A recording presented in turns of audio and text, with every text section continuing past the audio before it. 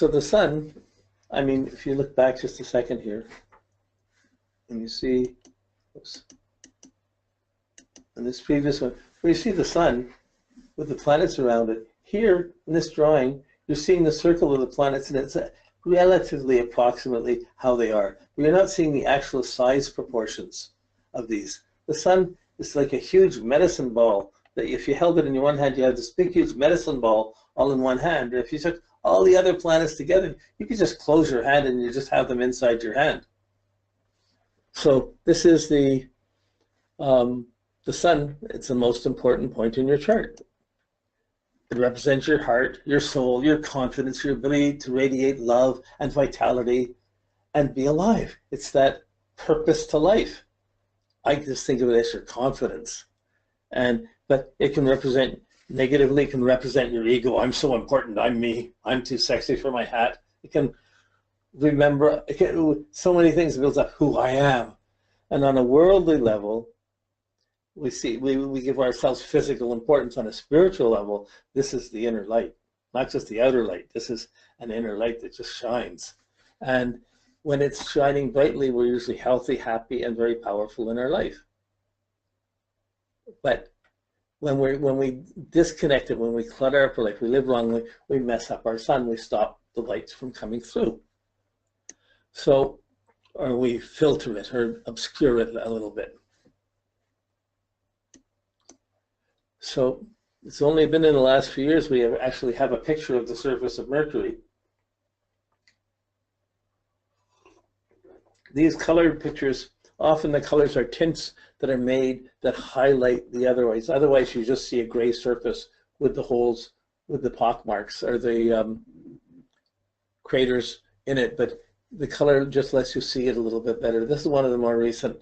Most of these shots I'm showing from NASA, but Mercury has very little atmosphere. Although now they're finding on the dark side, one side of Mercury is always facing the sun, and the other side is always in darkness. And on the other side, they're finding craters that have liquid in them. So it's we're in a continual process of discovery about the planets. And each of these things, they're what they are, but in a way they kind of fit into, they'll branch in from the physical reality to the mythology, to the associations, to the psychology, to the biology, and they'll work their way in. This is Venus, but it's been magnified a little bit too much, so you start to see the pixels breaking up. But it would be much smaller if I blew it up so we have it in size. Venus is all clouds, but it's sulfuric acid clouds.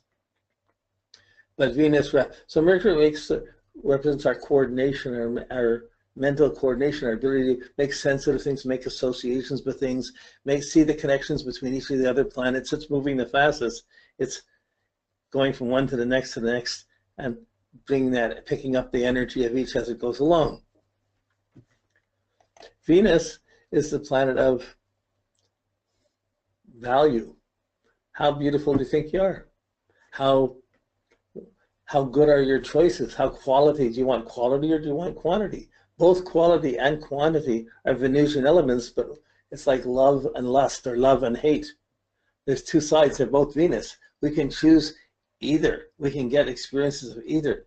The soul still gains the experience, but whether it's a bad experience or a good experience, the soul still gains from it. And on another level, we still learn even from our most horrendous circumstances.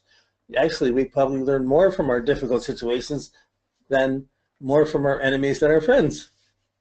But Venus is how we make choices, what we like, how we have appreciation, what we're satisfied with, what turns us on, why do I do things, what do I want to get, what am I attracted to, why smile, why charm, why attract things, what's better, what's good. Do you like a beer, or do you have to have a $50 bottle of wine, or do you just like water? Like, there's so many, we make thousands of choices a day. And Venus, it accumulates. We accumulate the things we take in. So Venus represents the principle of value, what we choose, what we like, and it becomes our values. We are what we've chosen. Really, we're our spirit, but our ego and our body has certain values. And if we have too much stuff, we're fat or we're spoiled, or we have too little, we're envious or hungry. And And Venus is this measurement. If you have only a few things, will you still share it? Will you let it go? Like, how do you choose? We're going to go on and around these planets. So I'm just talking a little bit about them here. This is another picture of Venus. You just see the clouds of it. This is probably more likely you would see it in a telescope. This is a space shot going around it. Another picture of Venus from a bigger distance, where it had a kind of purplish, they must have used a purplish filter of some sort with this. Okay, and this is a picture of Venus. Sometimes when it conjuncts it, when it's going retrograde, it'll go across the face of the sun. This is what it looks like against the size of the sun. It's tiny. Earth would be about the same. Okay, so this is just a picture of Earth from space. You got all the clouds. You got England on the left side, and you have Europe. We're looking over Russia, and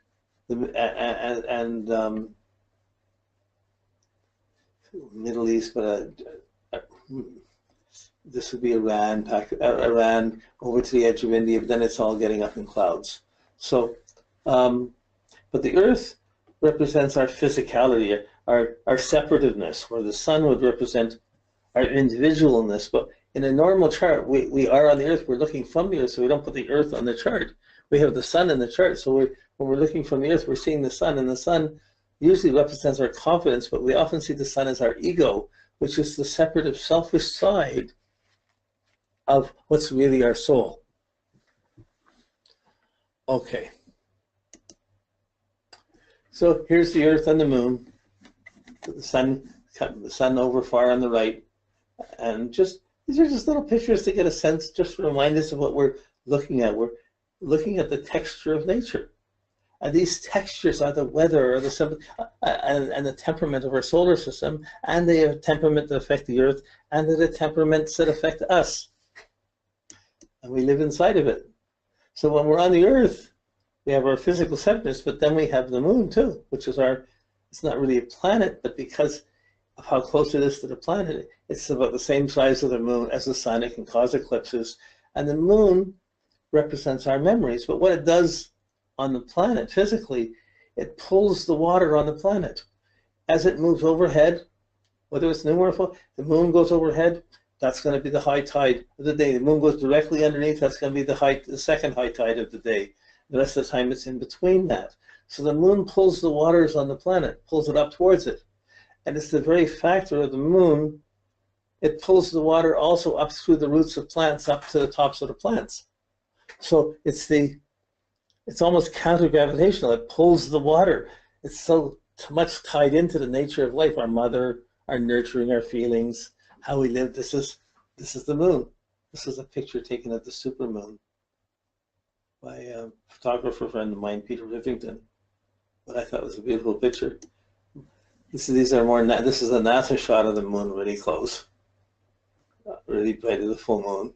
You can see the craters. Now we can get so close and we get so much information about the Moon, but okay. So, but with the Moon, we're going to deal with each of them. We're going to go over these again and again, deeply. And each time it's like you have a friend, or you have 9 friends, and each time you meet a friend, you find out something different about them. You're learning a bit more about them. You're doing a bit more with them, and over the years, they become good friends when you've done a lot of things together, and you know many different sides of the person.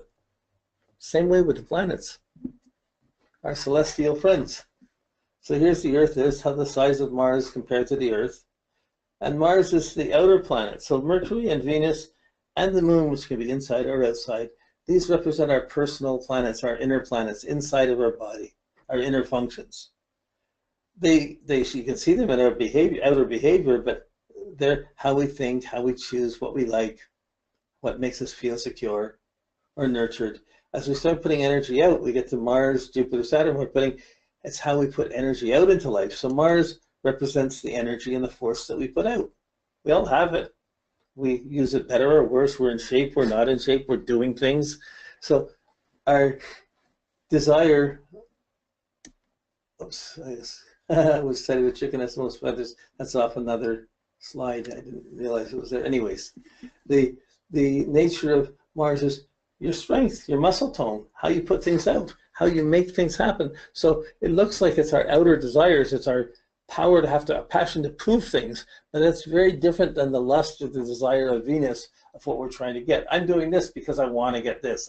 I'm doing this Mars because I want to get this Venus. I want this, so I better do this. And Mercury's making sense out of these two impulses. And both of those impulses are trying to direct the mind, and the moon's trying to feel secure or not secure inside of the process. So this just as a picture. This was an older, maybe 5-year-old picture. This is a more recent picture of Mars. We're seeing more clearly. Now they have with pictures right on the ground and everything of it. So when we get to Jupiter, these are some of the moons of Jupiter around it, and you see the big red spot. I mean, Earth could disappear, I don't know how many times, quite a number of times. I'm not sure if it's 50 or 75 times inside or 100 times inside that red spot. But that being said, Earth turns around in 24 hours. This whole big planet turns around in about 11 hours or something. I can't remember exactly, but it turns really fast. So there's like thousands of days in one Jupiter year.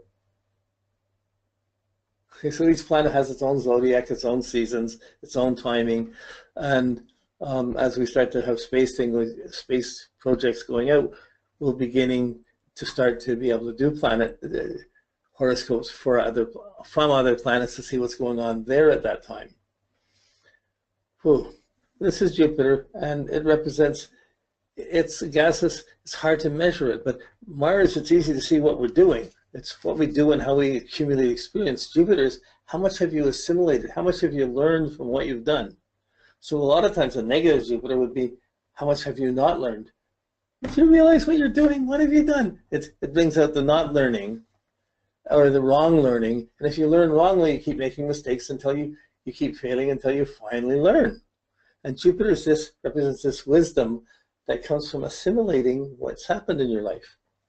So it takes time. We see this more in the timings because it takes 12 years to assimilate any real experience, any big shock or difficult thing you have. It's going to take 12 years to come to terms with it.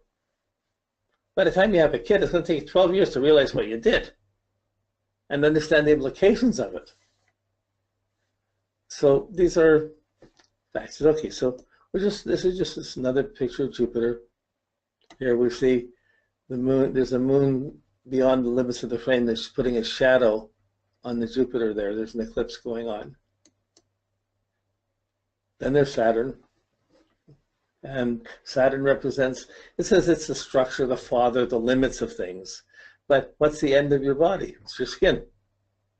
It represents your bones, the structure in your body.